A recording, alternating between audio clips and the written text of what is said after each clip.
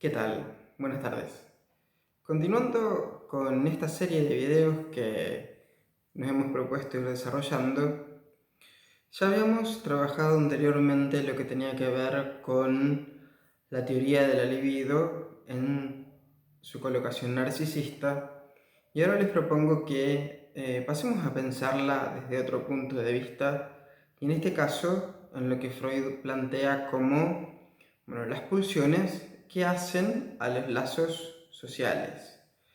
Recordemos que la posición narcisista de la libido tiene, por supuesto, un impedimento con el lazo social, porque aquel que coloca toda su libido en el yo está partido, está exento de su relación con los objetos del mundo.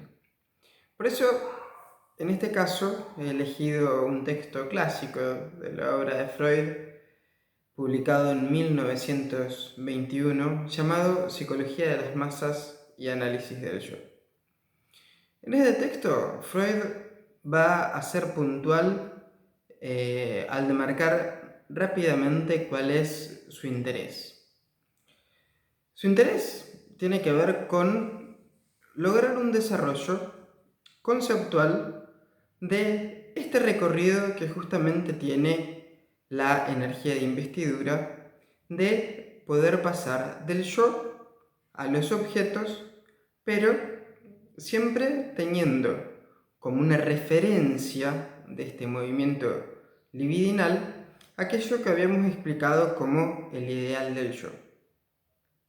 Es por esto que Freud toma la masa, y llámese masa a un conjunto de personas unidas por una idea, toma la masa como un objeto a ser estudiado a los fines de poder pensar cuál es el motivo que lleva a un individuo a formar parte de una masa, es decir, a masificarse. Recordemos que en la masa las particularidades que cada individuo tenga por fuera de este grupo social, cultural, quedan completamente abolidas al ingresar justamente dentro de un movimiento de masas. Es decir, aquello que antes era heterógeno en el sentido de que cada una de las partes que componen a la masa tienen orígenes distintos, pensamientos en algún punto diferentes, tal vez algunos gustos en particular, todo queda homogeneizado dentro de una masa. Entonces, quien se ha masificado ha perdido su particularidad yoica, su particularidad subjetiva, incluso más que yoica, porque se ha dejado llevar por las influencias, Freud dirá hipnóticas, que tiene una masa. Ahora bien, ¿cómo es que es una influencia hipnótica? Porque si hay una influencia hipnótica, debe haber un hipnotizador que pueda lograr juntar a todo este grupo de personas y formar la masa. Bueno, es así que Freud se empieza a preguntar qué es aquello que genera que una persona quiera formar parte. Esto me parece que es un concepto clave a la hora de pensar una masa. Tiene que ver con formar parte, ¿sí? Formar parte de un grupo, que acá podemos agregar qué tipo de grupo.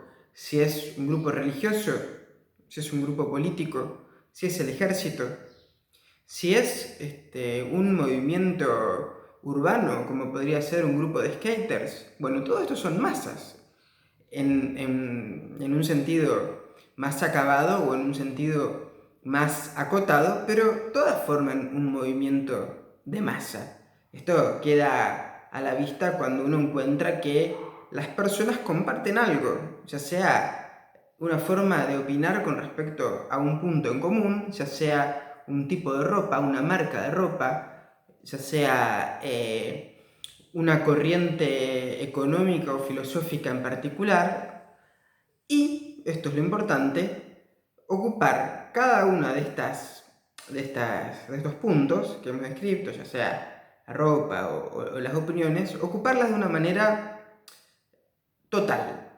¿Sí? ¿Qué quiere decir? Quien sea masificado toma este carácter particular que une al grupo, que lo masifica, y logra mantenerlo como un mandamiento, como algo que necesariamente es así y no genera ninguna pregunta. Es por ello que dentro de un grupo religioso todos van a coincidir en ciertas cuestiones que tienen que ver con la fe. Entonces, porque es algo que está escrito en la Biblia, es así. Entonces, es así y no le hacemos ninguna pregunta. Esto nos masifica, ¿sí? O la suposición de que cierto líder político es el poseedor de todas las perfecciones.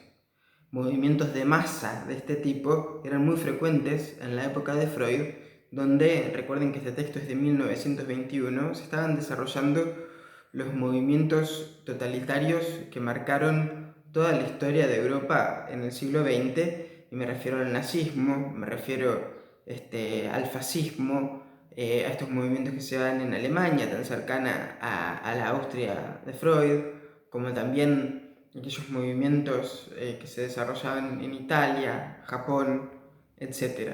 Todos estos movimientos tenían la particularidad que eran conducidos por un general, por alguien de alto rango del ejército, y ocupaban justamente una estructura militar que los iba encolumnando. Entonces, yendo por ejemplo a lo que tiene que ver con el nazismo, Hitler ocupaba allí el lugar de el conductor, poseedor de las perfecciones y poseedor de el juicio, y no era cuestionado. Y de este modo, un delirio que se masifica toma a la Alemania de aquel entonces, la masifica bajo la idea de el superhombre, la raza perfecta, los hace delirar en conjunto y llevan a cabo uno de los genocidios más espantosos que tuvo la humanidad. Otro genocidio enorme que la humanidad tuvo muchos años antes, que también tuvo que ver con una cruz, que si bien no fue la esvástica, es la cruz que hoy por hoy sigue colgando en todas las iglesias, fue la Inquisición. Y la Inquisición fue justamente un movimiento similar al del nazismo, donde todos encolumnados detrás de la idea de Dios y del sano juicio del Papa, pertrechaban crímenes espantosos en pos de juzgar a los herejes, ya sean las brujas, los brujos, etc. Fíjense cómo acá, en estos dos movimientos, uno tiene que ver con el ejército y la política, y otro tiene que ver con la religión, precisamente el catolicismo, generan un ideal encolumnado detrás de un padre, ya sea el general o el papa, y logran un delirio de masas que logra masificarse.